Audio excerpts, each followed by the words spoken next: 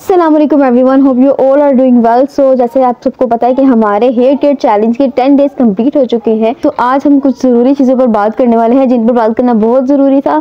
और इन 10 डेज के बाद मुझे क्या रिजल्ट मिले मेरे वालों पर, इन सब चीज़ों का क्या असर हुआ, उन सब चीज़ों पर मैं आपको बताऊँगी। और हमारा जो है वो 10 डेज का चैलेंज कम्प्लीट हो गया है कि मतलब आगे 20 डेज रह जाएंगे और उनमें हम साथ साथ कुछ और चीज़ें ऐड करते जाएंगे जो कि हमारे बालों के लिए, हमारी हेल्थ के लिए ज़रूरी है। अगर हमारी हेल्थ अच्छी होगी तो ही हमारे बाल भी अच्छे होंगे ना। तो वो चीज़ें सारी बहुत ज़रूरी है, लेकिन बहुत आसान सी है, हर कोई आसानी से उसको कर सके। और इन 10 डेज में अभी आपने देखा होगा कि हमने बहुत छोटी छोटी चीज़ें की थी और मैंने बहुत ज़्यादा लंबी वीडियोस भी आप सबके साथ शेयर नहीं की। एक तो सब इससे बोर हो जाते हैं, और दूसरा ये कि मैं अगर बहुत ज़्यादा मुश्किल चीज़ आप सबके शेयर करती तो हर किसी लिए करना मुश्किल होता, मतलब हर कोई अफोर्ड भी नहीं कर सकता कि वो महंगी महंगी चीज़ें बाय करे। तो इसलिए बहुत आसान सा ये एक 10 डेज का जो चैलेंज हमारा जो कंप्लीट हुआ है उस पर बहुत आसान सी चीज़ें थी, ताकि एक तो सारे रूटीन जो आपको हमेशा ही करनी चाहिए उन सब की आपको आदत हो जाए और आप अपने बालों की केयर करने के लिए उन सबको जारी रख सकें। अब हम बात कर लेते हैं कि इन 10 डेज के बाद आखिर मुझे क्या रिजल्ट्स मिला, मेरे बालों में क्या चेंजेस फील हुई मुझे। तो वैसे तो मैंने ये सारी चीज़ें बहुत पहले से ही करना स्टार्ट कर दी थी, जब मुझे बहुत ज़्यादा हेयर फॉल का इशू था और किसी चीज़ से भी मुझे रिजल्ट नहीं मिल रहा था। लेकिन अच्छे रिजल्ट मिलने के बाद ही फिर मैंने सोचा था कि आप सबके साथ भी इसको शेयर करूँ, क्योंकि आजकल बहुत सारे लोगों के साथ ये प्रॉब्लम्स है कि हेयर ब्रेकेज हो रहा है, हेयर फॉल बहुत ज़्यादा हो रहा है। तो वैसे ही आपको पता है कि सारी चीज़ें मुझे इतनी सिंपल सी हैं और इनका कोई साइड इफेक्ट तो नहीं होता, लेकिन रिजल्ट आपको आहिस्ता आहिस्ता मिलता है। लेकिन फिर आपको जो है वो आपके बालों का मसला एक दफ़ा हल हो जाए तो उसके बाद जो है अगर आप अपने बालों के साथ साथ केयर रखें तो कोई भी आपके बालों में मसला नहीं पैदा होता। लेकिन जो सबसे मेन चीज़ होती है ना वो हेयर फॉल होता है। और इन 10 डेज के बाद मेरे बालों में जो चेंजेस आई वो यही था कि मेरे बालों को मतलब जो गिरना था वो बंद हो गया था, काफ़ी हद तक रुक गया था। तो मैंने ऐसी किन चीज़ों पे गौर किया जिसकी वजह से मैंने अपने बालों का हेयर फॉल कंट्रोल कर लिया। तो जो सबसे मेन चीज़ होती है ना वो 3 चीज़ें थी, जिसमें सबसे पहले थे कि हम अपने स्कैल्प को जो है ना वो क्लीन रखें। मतलब ये नहीं कि हम अपने 3 4 अपने बालों को वॉश ना करें और उसके बाद उसी गंदे बालों पर मतलब गंदी स्कैल्प पे आप हेयर ऑयल भी अप्लाई कर रहे हैं तो वो एक मतलब बैक्टीरिया बहुत ज़्यादा आपके बालों में पैदा हो जाता है। एक लेयर ऐसी जो है वो डस्ट के साथ बन जाती है आपके बालों के ऊपर, जिसकी वजह से काफ़ी ज़्यादा जर्म्स एंड बैक्टीरियाज पैदा होते हैं और इसी वजह से जो है ना आपके बालों का मतलब गिरना शुरू हो जाता है। तो सबसे पहले तो मैंने इस चीज़ पे गौर किया कि मैं 3 दिन के बाद वॉश कर रही होती थी। नंबर 2 पे ये कि मैं ऑयलिंग बहुत ज़्यादा लगा रही थी, काफ़ी टाइम के लिए छोड़ दी थी। मतलब अगर मैंने आज लगाया तो मैं कल जाके अपने बालों को वॉश कर रही हूँ। तो ये चीज़ों ने जो है ना, मैंने जब इन चीज़ों पे गौर किया, इन 2 चीज़ों पे, तो उसके बाद जो है ना मैंने देखा कि वाकई मेरे बालों का जो है ना गिरना काफ़ी हद तक रुक गया है। मैं अब 2 दिन के बाद, ज़्यादा से ज़्यादा 2 दिन के बाद, लेकिन मैं कोशिश करती हूँ कि सिर्फ 1 दिन का गैप देकर अपने बालों को नेक्स्ट डे वॉश कर लूँ। ठीक है, जैसे कि मैंने आज अपने बालों को वॉश किया है एंड देन कल का मैं गैप देके परसों अपने बालों को अगेन वॉश करूँगी। ठीक है, अगर आप किसी वजह से अपने बालों को वॉश नहीं करना चाहिए या आपको टाइम नहीं मिले तो ज़्यादा से ज़्यादा सिर्फ 2 दिन का गैप होना चाहिए, इससे ज़्यादा नहीं, क्योंकि उसके बाद आपकी स्कैल्प जो है वो काफ़ी ज़्यादा गंदी होना शुरू हो जाती है, आपके बाल गंदे हो जाते हैं, जिसमें डस्ट की एक लेयर आ जाती है। तो इससे पहले कि आपके बालों में बैक्टीरियाज एंड जर्म्स पैदा हों तो आप अपने बालों को पहले से ही क्लीन करें। आपकी स्कैल्प हमेशा क्लीन रहे ताकि आप जो भी साथ साथ केयर करें उसका अच्छा रिजल्ट मिले, इससे पहले कि वो जो है ना ऑपोजिट वर्क करे।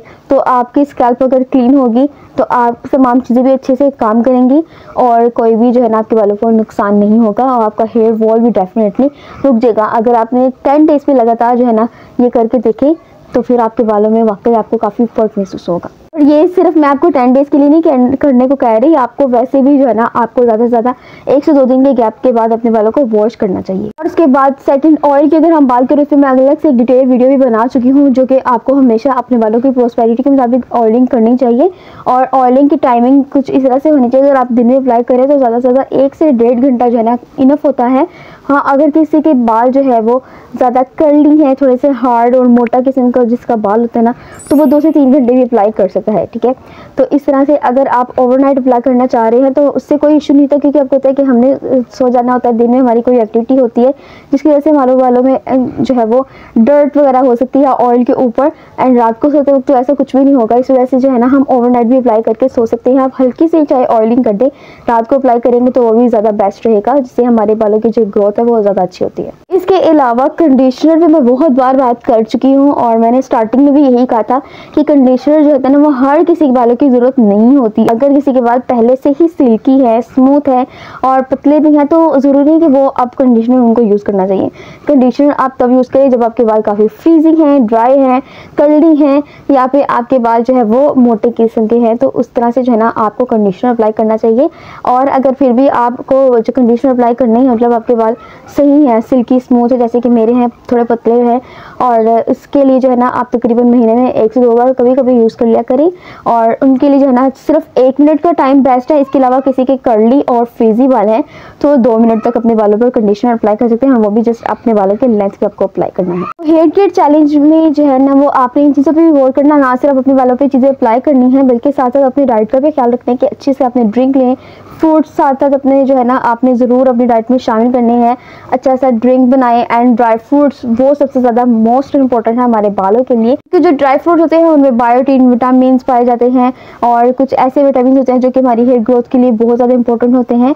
हमारे हेयर फॉल को रिड्यूस करते हैं, हमारे बालों की शाइन, हमारे बालों की scalp texture, each and everything अगर आप बात करें ना तो उसके लिए बहुत ज़रूरी है, तो वो आपने वो भी जो है ना डेली लेने हैं। इसलिए इन 10 डेज में मैंने काफ़ी इजी तरीके से आप सबके साथ शेयर किया कि आप चाहे जैसे ब्लैक रेजिन्स मैंने आपसे कहा था कि वो ले लें, या फिर आप किसी दिन जो है वो आलमंड्स ले लें, चाहे आप अपना डिफरेंट आप इस तरह से अपने ड्राई फ्रूट्स की रूटीन को चेंज कर सकते हैं कि जो भी ड्राई फ्रूट्स हमारे बालों की हेल्थ के लिए इंपॉर्टेंट है उन सब के विटामिन, मिनरल्स, उनके सबके जो है वो गुडनेस है वो हमारे बालों को मिल सके। और ये सारी चीज़ें जो ड्रिंक्स वगैरह हमने बनाए हैं वो ना सिर्फ हमारे बालों के लिए बल्कि हमारी स्किन के लिए भी काफ़ी बेनिफिशियल है। आपकी स्किन की प्रॉब्लम्स भी इससे दूर होंगी, आपकी हेल्दी स्किन आपको प्रोवाइड करेगा, आपकी स्किन पे ग्लो आएगी। इसके अलावा बहुत सारी चीज़ें इसमें ऐसी है जो आपके ब्रेन के लिए, आपकी आई साइट के लिए भी बहुत बेस्ट है। जैसे कि हमने ड्राई फ्रूट्स लिए, जैसे कि हमने जो है वो ड्रिंक बनाया जिसमें हमने अपने कैरेट्स ऐड किए, जो कि कैरेट्स जो है ना सबसे ज़्यादा बेस्ट होता है हमारी आई साइट के लिए, तो ये उनको भी इम्प्रूव करने में काफ़ी मदद देगा। अगर आपने मेरे साथ ये 10 डेज़ का चैलेंज कंप्लीट किया है यहाँ तक, तो अपनी जर्नी ज़रूर शेयर कीजिएगा कि अपने आपके बालों की हेल्थ पहले कैसी थी, आपके बालों में क्या चेंजेस आए, क्या इंप्रूवमेंट आए,